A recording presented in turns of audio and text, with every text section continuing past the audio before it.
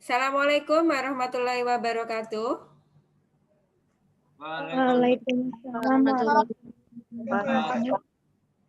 warahmatullahi wabarakatuh.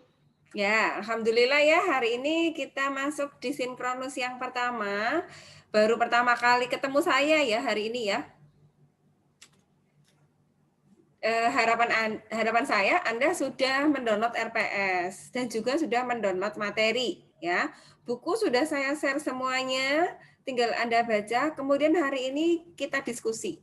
Nah, apa saja yang perlu kita diskusikan itu sudah saya share di dalam Sunan, itu materi untuk diskusi sendiri. Ya, materi untuk diskusi ini kaitannya dengan materi hari ini yaitu peranan manajemen keuangan. Nah, sudah dibaca ya materinya? Materi diskusi? Halo yang lainnya?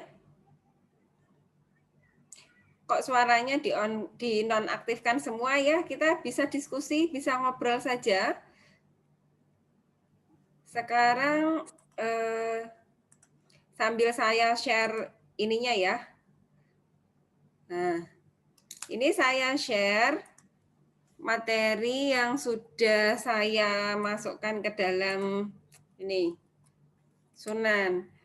Coba nanti saya minta salah satu ya untuk bercerita karena di sini mata kuliahnya adalah manajemen keuangan. Berarti kan Anda harus paham apa sih manajemen keuangan itu.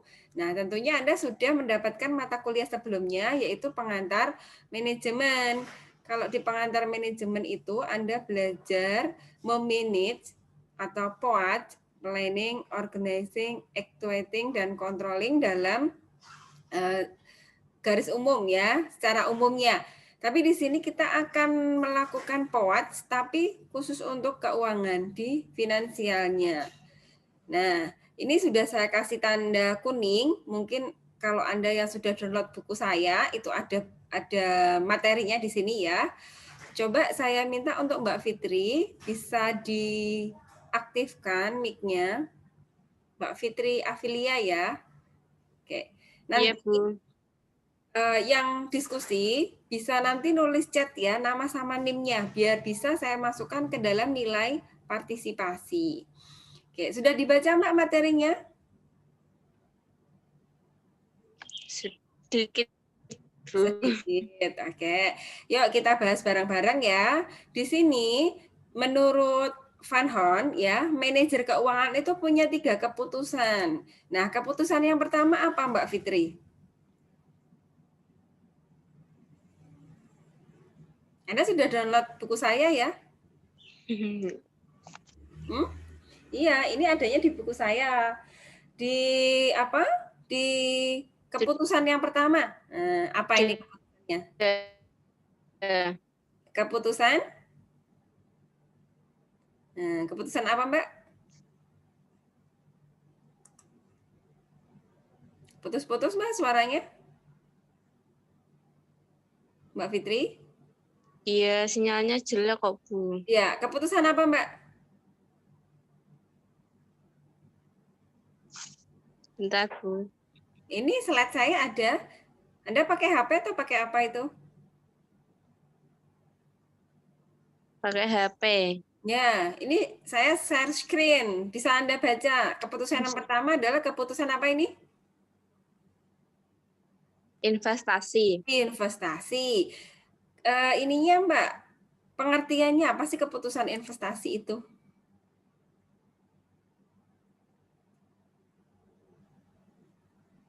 Apa kesimpulannya keputusan investasi itu?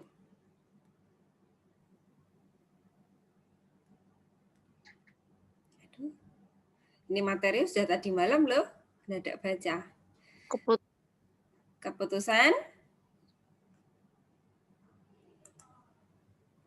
Tolong videonya yang di-on-kan semua diambil ya. untuk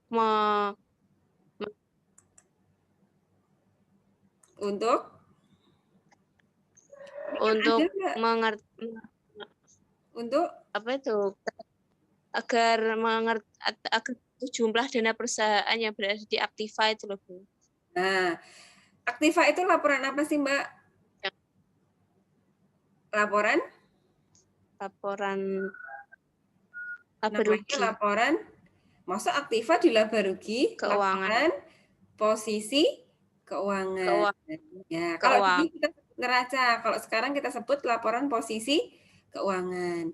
Oke, sekarang bisa ditulis di chat ya, Mbak, nama sama NIM-nya. Sekarang saya minta, aduh, siapa ya ini ya? Bentar. Mbak Hafizah. Nah, coba Mbak Hafizah, bisa di-on-kan mic-nya. Ya, Bu. Nah, coba ceritakan Mbak, ini kan ada kasus ya, yang sudah saya share. Di sini nama perusahaannya apa Mbak? PT Miranda. Ya, dia produksi apa Mbak?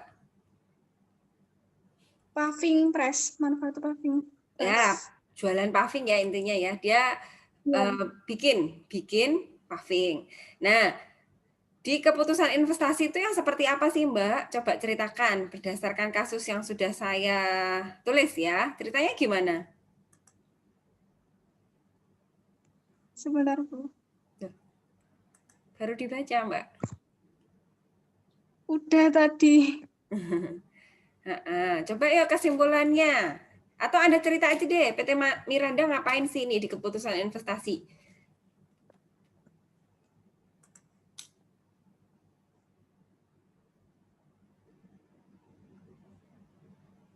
PT Miranda memperoleh laba 4 miliar Ya, dalam setelah 1 dia tahun. dapat laba, kemudian Membuat laporan apa namanya? Membuat laporan posisi keuangan. Ya, terus? Posisi keuangan. Ya, laporan posisi keuangan. Kemudian?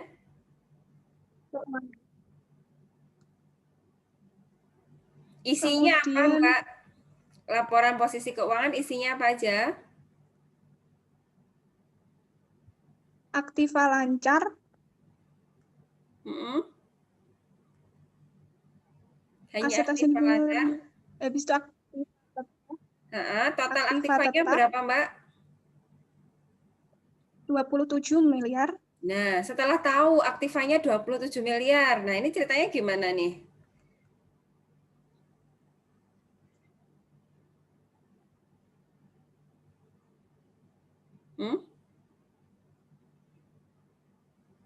Mencetak paving senilai 10 miliar. Apanya yang 10 miliar, Mbak? Apanya? Untuk mencetak pavingnya. Ayo, apanya yang 10 miliar? Itu laba yang... Bukan, 10 miliar itu bukan labanya. Tadi katanya labanya berapa? Labanya 4. Labanya, ya. Ya, coba deh. Ini masih belum paham berarti ceritanya. Oke, bisa dilanjutkan yang lain ya. Mbak Miranda bisa nulis di chat. Sekarang saya minta Mas deh. Mas Alfat. Ya, biar ada cowoknya. Coba deh Mas Alfa, coba ceritakan. Ini ceritanya bagaimana sih ini untuk yang keputusan investasi?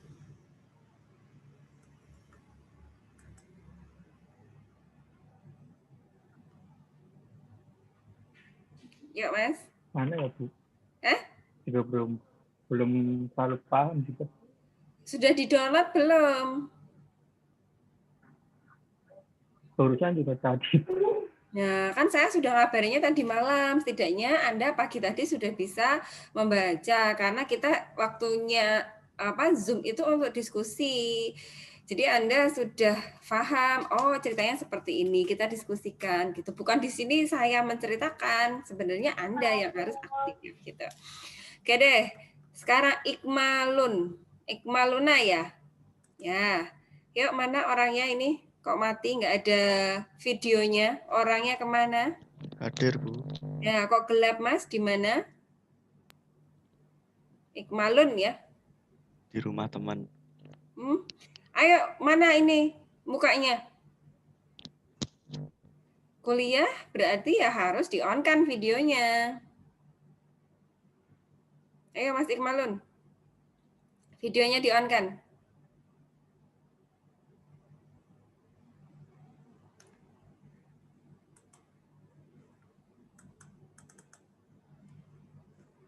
Mana Mas Ikmalun?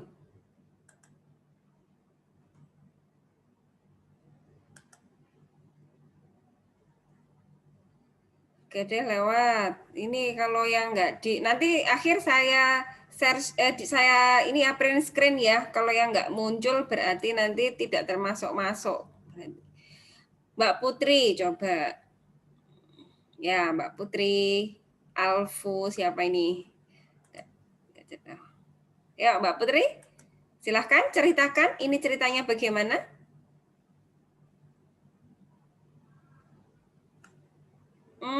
Belum bersuara Mbak, saya nggak jelas.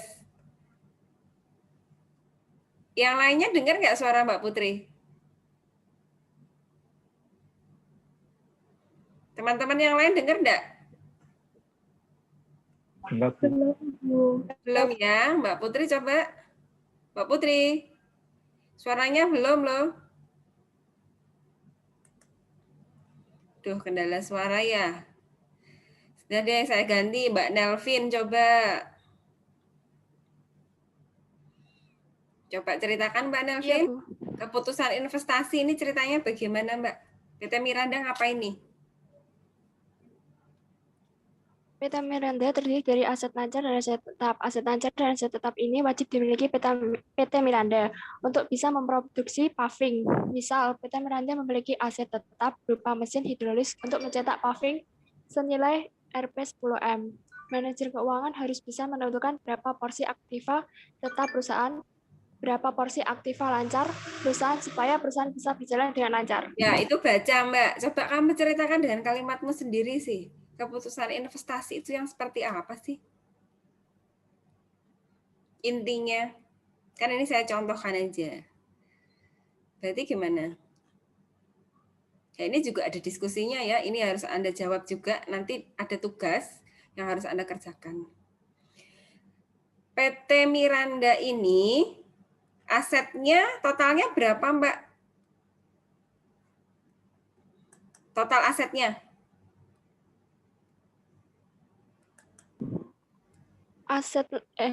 Total aset. Tinggal baca aja berapa total asetnya yang mana ini. Total aktiva 27M. Ya, dari 20 total pasiva ya kan? Saya tanya aktiva aja karena di keputusan investasi itu kaitannya dengan aktiva. Jadi kalau mau keputusan investasi itu lihatnya hanya di sisi ini aja, sisi aktiva. Berapa porsi yang harus kita siapkan supaya perusahaan atau PT Miranda itu bisa melangsungkan operasional perusahaan. Contoh deh, di perusahaan paving tadi itu kan ketika mau memproduksi paving otomatis butuh apa Mbak pertama kali?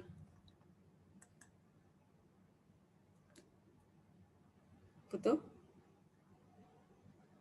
Kalau mau bikin produksi paving atau pabrik paving itu Anda harus menyiapkan apa dulu? Pasir, semen.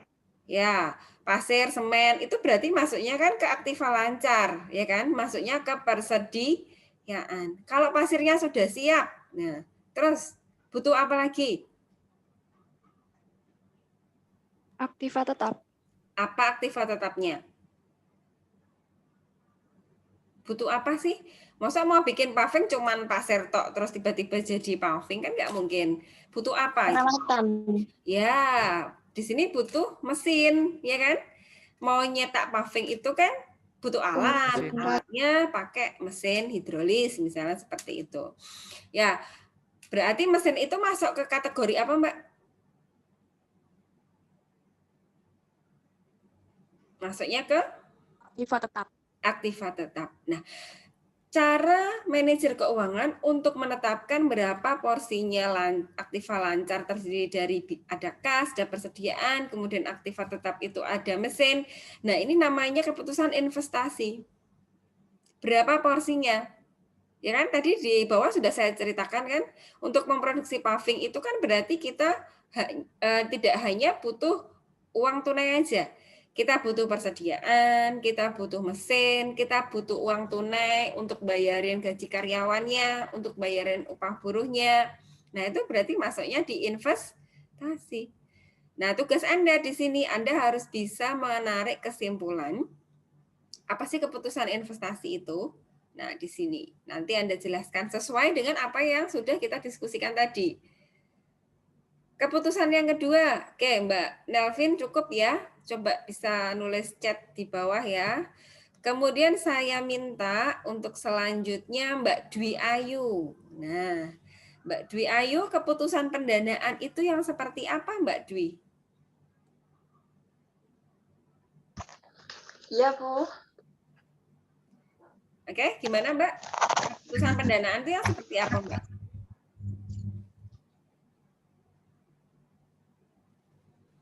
Bisa dibaca itu? Share screen saya. Kata kuncinya di mana sih keputusan pendanaan itu? Untuk memperoleh dana.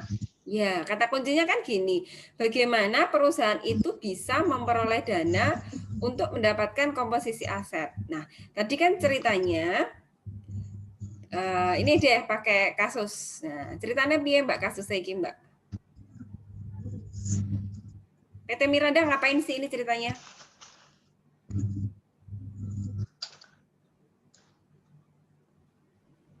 Ingin menambah mesin, Bu. Oh iya, dulu katakanlah mesinnya itu kan cuma 2. Nah, karena di sini itu banyak pesanan, omsetnya naik terus, otomatis kan manajer itu berpikir ya, oh ternyata masa depan produk ini prospeknya bagus, sehingga dia berencana untuk membeli mesin baru. Nah, setelah dia punya rencana punya mesin baru, kemudian langkah selanjutnya apa, Mbak Dwi?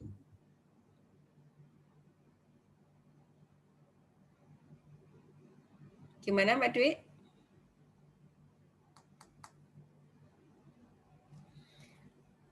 Dia mau beli mesin baru kan ya?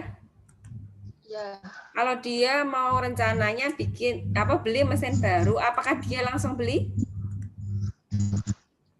Tidak, Bu. Tidak. Terus langkahnya apa, Mbak?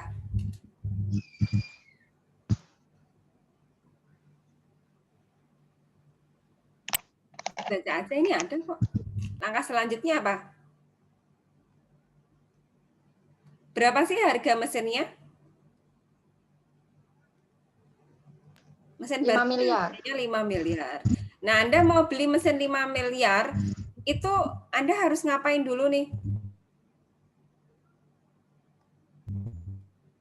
Apakah langsung beli? Tidak, Bu. Tidak. Lah terus diapain, Mbak?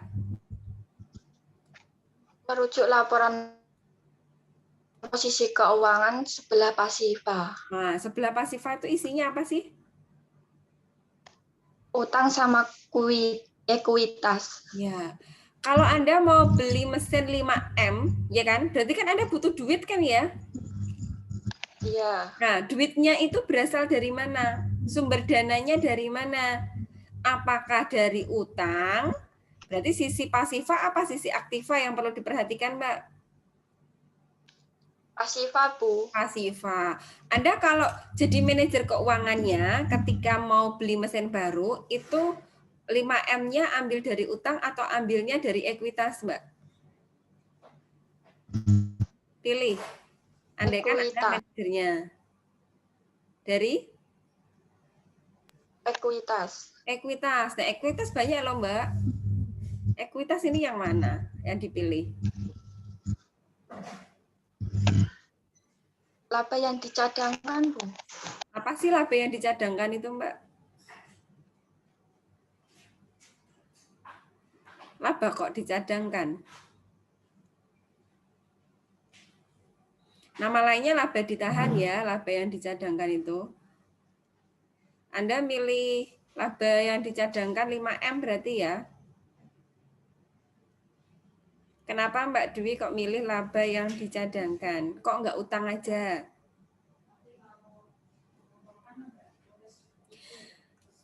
Boleh nggak misalnya ngambilnya melalui utang? Boleh, Bu. Boleh. Kenapa boleh?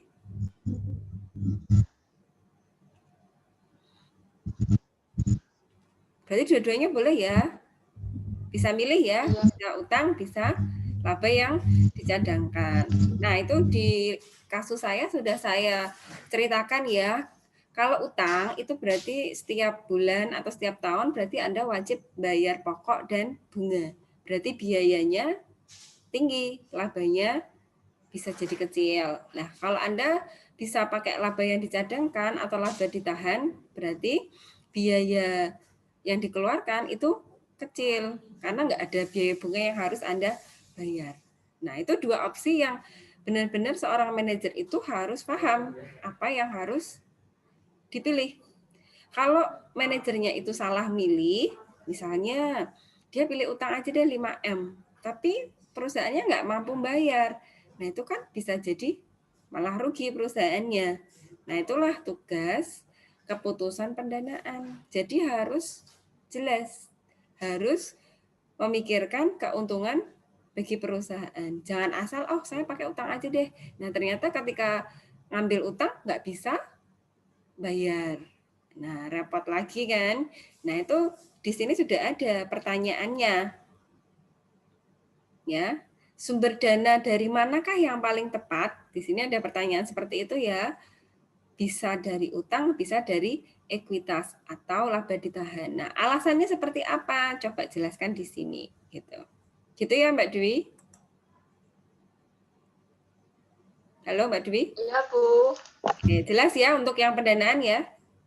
Karena keputusan ini itu sambung menyambung. Kalau yang investasi tadi kan Anda mau invest apa? Di sini contohnya adalah invest mesin baru. Nah, kalau keputusan pendanaannya dapat duit dari mana sih kalau mau bikin mesin? Kalau mau beli mesin bisa dari utang, bisa dari ekuitas. Nah, sekarang keputusan yang terakhir. Saya minta Mbak Elisa coba. Mbak Elisa? Bisa di-on mic-nya ya. Coba penjelasannya apa Mbak ini? Manajemen aset ya, keputusan yang terakhir. Setelah tahu, Anda kalau disuruh milih tadi mau utang atau mau ekuitas? Mau ngambil yang mana? Yang utang, Bu. Utang. Alasannya kenapa Mbak kok milih utang?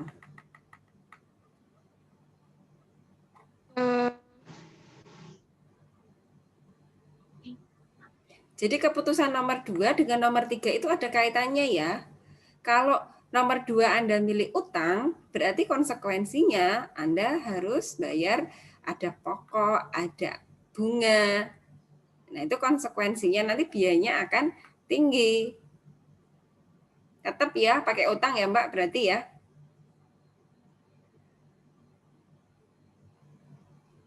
Ekuitas, Bu.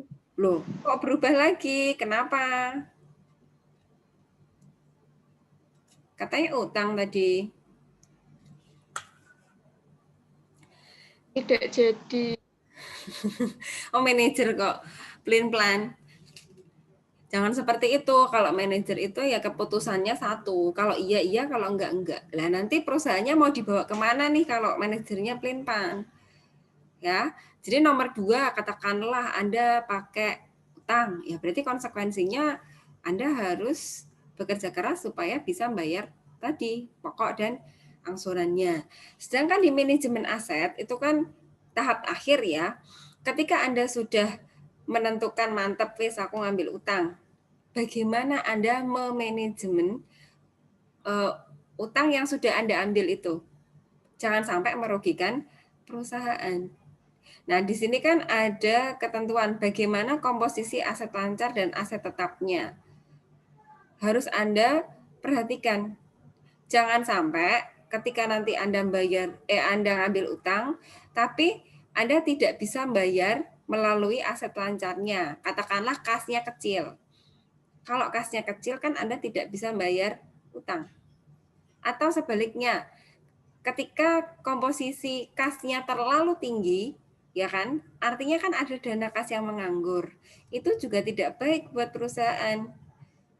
Lebih baik diinvestasikan untuk bisnis yang lain sehingga penghasilannya juga meningkat atau labanya meningkat gitu. Nah, ini namanya manajemen aset.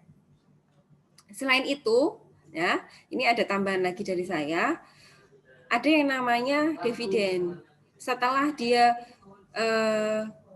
memutuskan untuk menambah mesin, harapannya kan labanya tinggi. Ketika labanya tinggi, otomatis dividen yang diberikan ke pemegang saham harapannya juga tinggi.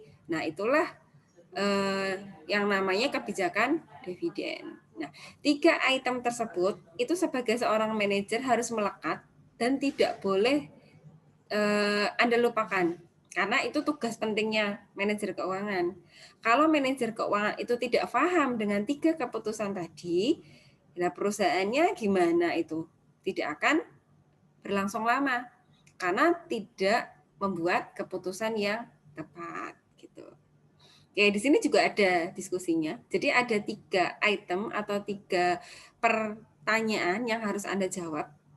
Jawabannya mungkin masing-masing berbeda karena punya sudut pandang masing-masing. Antara satu dengan yang lainnya bisa berubah, bisa berbeda gitu. Dan saya tunggu masih 1 minggu lagi ya. Jawabannya ya sesuai dengan yang kita diskusikan tadi. Kalau Anda tadi mengikuti dengan baik, pasti Anda bisa menjawab 3 item tadi. Apa yang kita diskusikan hari ini nanti bisa, ini saya rekam, nanti bisa saya upload di YouTube, bisa Anda buka lagi ya diskusinya, sehingga nanti ketika Anda mengerjakan tugasnya, bisa Anda putar ulang. Gitu. Ada pertanyaan lagi?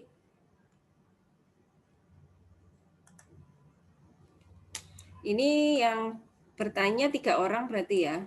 Bukan bertanya, yang diskusi tadi yang aktif adalah Mbak Fitri. Mbak Fitri yang pertama tadi ya. Kemudian yang kedua Mbak Hafiza.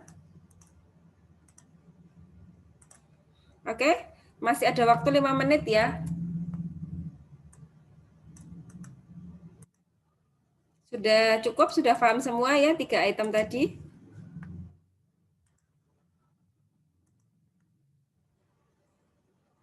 Nggak ada yang mau disampaikan sebelum saya tutup ya? Karena memang waktunya juga terbatas.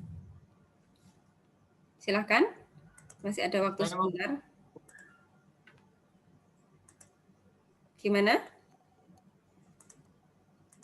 Kalau saat membuat laporan keuangan itu gaji karyawan itu masuknya di aktiva lancar atau aktiva tetap, Bu? Biaya gaji. Biaya gaji itu ya masuknya kalau laporan laba rugi, bukan di posisi keuangan. Mas siapa ini? Bu, kalau Mas Ahmad Faradisal Ilmi. Ya, maksudnya kalau laba rugi dong Mas, kan biaya. Oke, bisa tulis di chat ya, nama sama NIM. Yang lainnya? Sebentar lagi, saya tutup. Sudah jelas ya? Izin bertanya, Bu. Iya. mau tanya, Bisa raise hand ya. Kalau laba Bagaimana? Kalau ditahan, apakah semua perusahaan membutuhkan laba ditahan? Laba ditahan itu penting ya buat perusahaan. Untuk yang laba ditahan. Ya, berarti yang nah, ini ya. Ini untuk kejadian misalnya tidak terduga. Sangat penting ya. Berarti laba yang dicadangkan ya. Ini bisa untuk kejadian yang tidak diinginkan, misalnya kerugian, kebakaran, itu bisa Anda ambil dari sini. Yang kedua, misalnya perusahaan ingin menginvestasikan dananya, ingin buka cabang baru, mau beli mesin baru, itu bisa loh ambil dari sini. Dan ini lebih murah karena tidak ada biaya-biaya yang dikeluarkan. Karena ini uangnya sendiri. Gitu. Gitu ya, Mbak siapa tadi?